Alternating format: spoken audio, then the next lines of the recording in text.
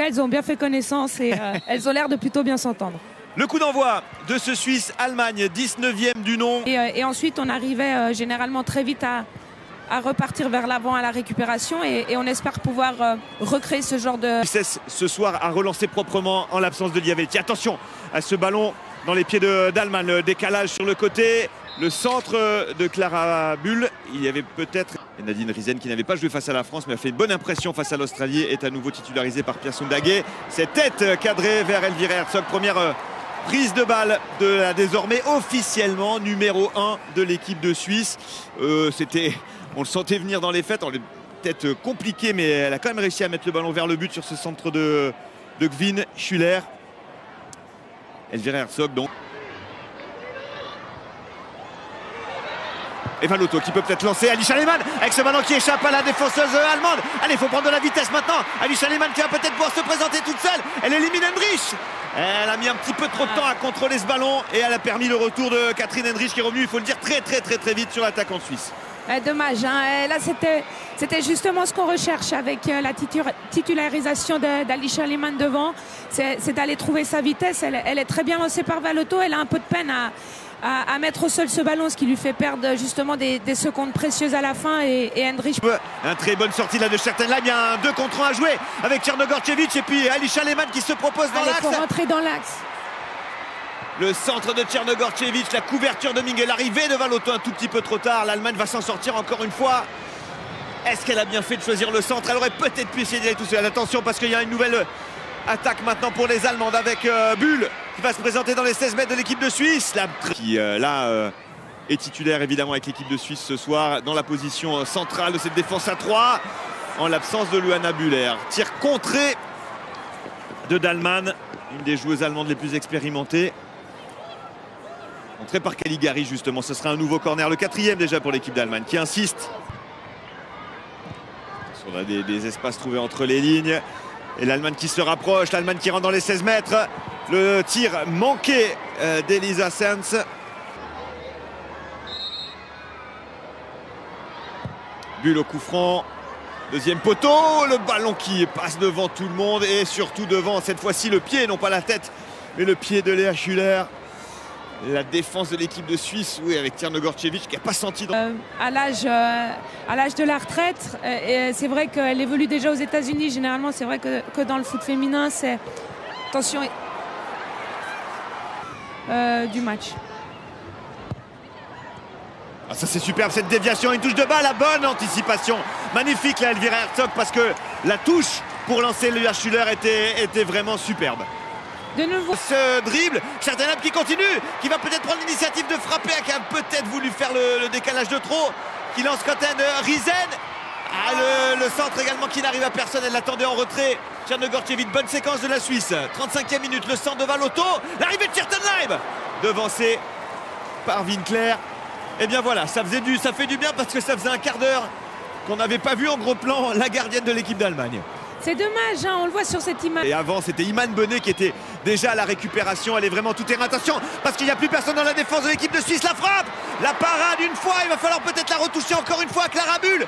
La parade de Marit, enfin l'intervention de Marit, c'est le dégagement de Schertenheim. Ouh, que c'était chaud en ce début de 37e minute pour l'équipe de Suisse. C'est un petit peu l'inconscience, on va dire, et les limites de Schertenheim. On le voit, hein, elle fait une très belle action tout à l'heure parce que voilà, on est dans le camp adverse et c'est vrai que là, une perte de balle juste devant notre surface de réparation, on le voit hein, contre une équipe comme... Archie Novinet dans le jeu finalement au niveau des occasions, des situations dangereuses. Attention à Schuller qui va peut-être faire balancer la balance. Non, superbe parade d'Elvira Herzog qui le disait, hein, vous le disiez Sandy, n'était pas à la Coupe du Monde 2023 mais qui maintenant en étant intronisé officiellement numéro 1 a envie de rendre la confiance. On peut dire que là c'est réussi. Parce que l'arrivée de Pia Sundhage elle était entre guillemets favorite à ce poste de numéro 1. Et l'ouverture du score de l'équipe d'Allemagne sur ce corner. Pas grand chose à faire là pour elle. Ballon coupé au premier poteau qui surprend l'équipe de Suisse au plus mauvais moment, vraiment à quelques minutes de la mi-temps. Et ça fait 1-0. L'équipe de Suisse aura presque réussi son pari dans cette première période, mais ce sont les drapeaux allemands qui s'agitent juste avant le retour au vestiaire.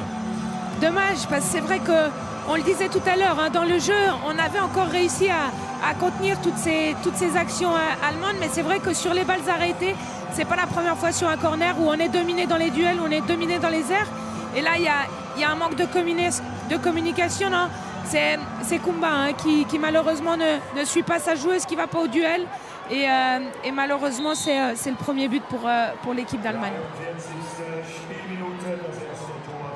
L'équipe de Suisse a fini par rompre après avoir tout à fait, Thierry, dirait l'autre, tout à fait Sandy en tout cas. C'est bon, elle est hors jeu, pas de souci, pas de problème avec les décisions arbitrales. Et bien joué de Nusken et de l'équipe d'Allemagne qui mène à la pause 1-0. Bien sûr, ça aurait été mérité de l'équipe de Suisse de rentrer au vestiaire. C'est pas immérité pour l'Allemagne de mener à la mi-temps. À la place de Cherchi.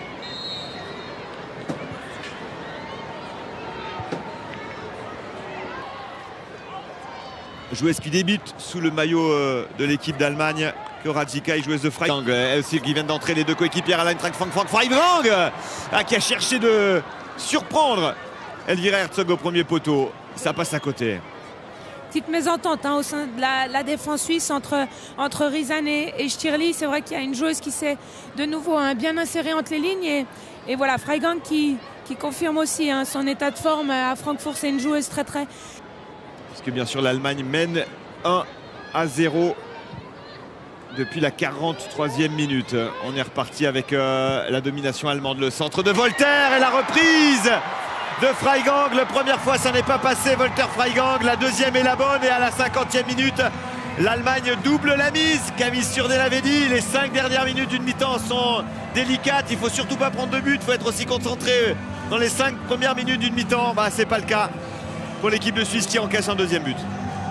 De nouveau un petit peu de laxisme hein, en défense, on voit, on y est mais pas vraiment et c'est étonnant parce que justement l'équipe de Suisse avait tout au long de la première période très bien défendu, était agressive sur les joueuses allemandes et là on est rentré dans cette deuxième période un petit peu passive défensivement.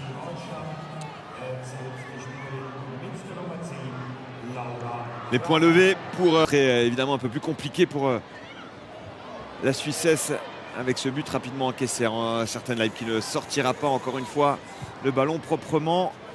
Ça revient trop souvent. Le centre de Zickai, la tête de Schuller et ça fait 3-0. Ça revient trop vite, ça revient trop fort. Léa Schuller tournée autour depuis de longues minutes. Elle inscrit dès la 56e minute ce 3-0 qui fait mal à l'équipe de Suisse. Et elle continue à soigner ses statistiques. C'est son 46e but en 68 matchs avec l'Allemagne. C'est vraiment une arme redoutable et elle est trouvée par Zickai qui, elle, s'offre une passe décisive pour sa première sélection. Mais de nouveau, hein, un positionnement dans la défense suisse qui est pas au mieux hein, depuis le début de cette deuxième période. Elle communique pas beaucoup, là on le voit encore. Stirli et Caligaris qui sont entrés en deuxième mi-temps. On pense notamment à Sandrine Moron là, qui vient de faire son apparition sur la pelouse. Évidemment, il y a des minutes à glaner, mais il y a une impression aussi à laisser à sa sélectionneuse dans la course. Suisse se mettre dans cette situation-là pour justement commencer un pressing généralement assez efficace. Attention à ce centre, encore une fois, parfait vers Freigang qui s'offre un doublé complètement esselé au sein de la défense de l'équipe de Suisse qui a complètement manqué ce début de deuxième mi-temps. Ça fait 20 minutes là que les joueuses de Pia Sundhage n'y sont plus du tout et que l'équipe d'Allemagne, elle se régale en empilant les buts et notamment Freigang. De nouveau, hein, ça part d'une action un petit peu anodine. Baumann qui se fait prendre un petit peu bêtement dans le dos et de nouveau, derrière, elles sont 2, 3 tout au plus dans la surface de réparation. Et là, contre ces équipes-là, il faut être au marquage, il faut être à la joueuse. Et on ne l'est pas. On voit Caligaris qui est dans ses 5 mètres qui marque un espace inexistant. Et de l'autre côté, rester quand même malgré tout solide jusqu'à la fin et pas encaisser encore un 5e but. Attention à ce centre d'Hendrich, capté par R.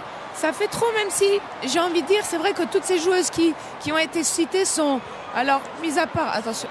Freigang encore dans les 16 mètres, oui. Et la reprise et le 5-0 avec le premier but en sélection de Zickai. À chaque fois désormais qu'il y a une incursion dans les 16 mètres de l'équipe de Suisse, ça fait but pour l'Allemagne. Et on risque bien, on en y est déjà, de voir un score. Et les entrées de Freigang et Sikai ont fait vraiment du mal. Et Voltaire également, hein, qui à chaque fois est à l'origine, hein, la latérale droite de l'Eintracht Francfort. Le côté gauche de l'équipe de Suisse qui il est vrai, hein, depuis le début de cette deuxième période, prend, comme on dit, l'eau dans le jargon, avec justement de la mauvaise communication entre... C'est frappé entre des 5,50 m, le ballon renvoyé.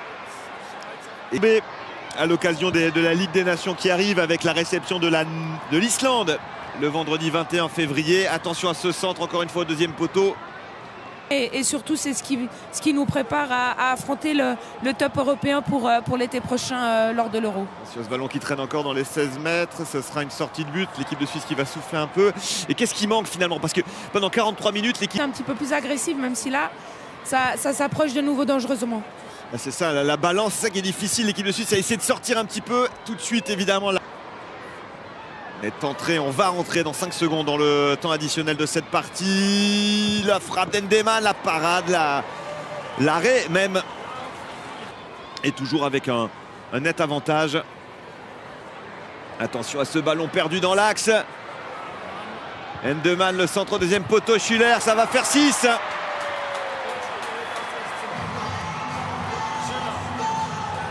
Le doublé également pour Léa Schuller.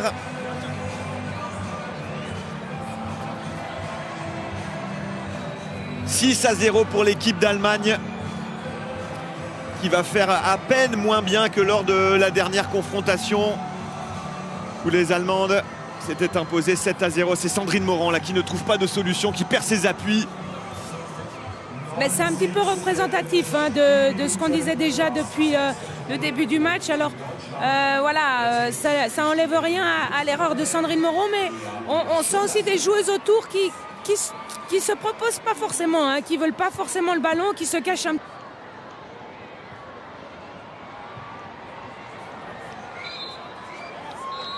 On va donc en rester là. Les points de Laura Freigang, la joie de l'entraîneur Christian Vuck, qui vient s'allier de Piasundag, et l'équipe d'Allemagne a une nouvelle fois remporté un match très largement face à l'équipe de Suisse. Ça n'aura tenu qu'une mi-temps. C'était vraiment la physionomie est simple. Une première mi-temps où la Suisse a réussi à regarder l'Allemagne dans les yeux jusqu'à la 43e minute. Et ce but qui a peut-être